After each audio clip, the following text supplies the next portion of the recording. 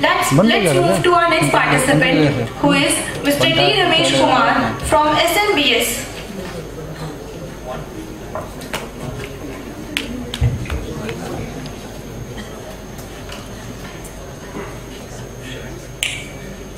If you salute your work, you don't have to salute to anyone. If you pollute your work, you have to salute to everyone. A very good afternoon to one and all present here. I am D. Ramesh Kumar, student of MBA, Department of Management, Jamia Hamdard, to present on the topic Eradicating Corruption, Build a New India. Since history, we are listening that corruption was prevalent in great Mauryan Empire. One of the renowned scholars and economists, Kautilya, also mentioned that there are 40 types of corruption in his book. Even though India as a nation carrying honorable crown, but even having the multiple tasks and nation, it ruined its name and pride because it is suffering from corruption. Our great leaders like Sardar Vallabhbhai Patel, K. Kamarajan have become a very rare breed now. If this goes on, India will be bankrupt, and one day our Indian situation in the foreign market will be very worst. Next, I will be talking about the social corruption. Social corruption, which is happening due to the ethical and moral values of the society, got degrades. People are killed, and India is still in a verge of stigma of casteism and untouchability. The materialistic world, which led the people to gain the material things, which is going for them corruption. To eradicate corruption, a government should implement a public welfare development society. Second, for eradicating corruption, to have a strong regulation of public administration law should be required. According to the government should strongly implement the Prevention of Corruption Act 1988 in a very strong way, with a strong letter and spirit.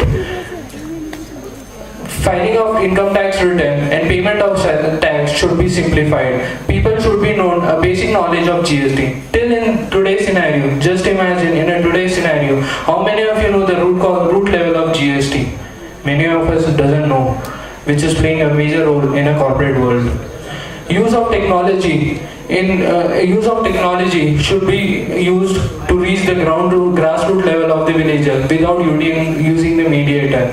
Rajiv Gandhi, our former Prime Minister, once mentioned that for every 1 rupees which they used to spend for welfare of the people, only 15 paisa used to reach to them. See the worst scenario. It's still prevalent in today's scenario. It is not because of the politician, it is because of the mediator. It passes on, and the amount which is reaching to them is very less. And the next I will be talking about the government should strongly implement on the Citizen Charters Act and Grievance Redressal 2001, which is a time-bound service which is going to be provided. Every government department should have a grievance redressal cell, and it should provide a timely based service to the people. And last but not least, every state should implement a public service act. For example, Madhya Pradesh government has implemented a Public Service Guarantee Act 2010, in which it states that guaranteed public service on an efficient time-bound service would be provided to them. Now, the last thing which I would mention here is that the wrong thing doesn't do by the evil people or the evil thing. It is the people who just watch and do nothing. Let's stop watching and do something and start reacting. Build a new India. It would be impossible without a collective effort of the people.